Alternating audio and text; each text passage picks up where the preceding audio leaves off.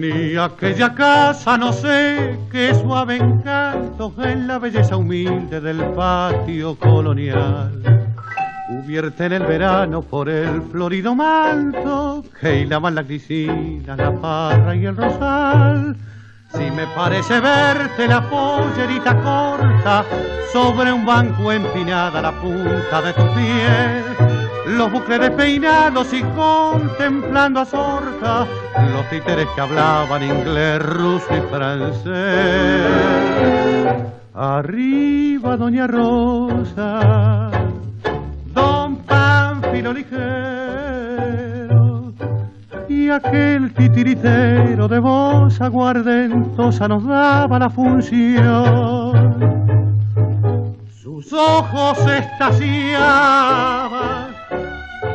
aquellas marionetas, saltaban y bailaban prendiendo a su alma inquieta la cálida emoción.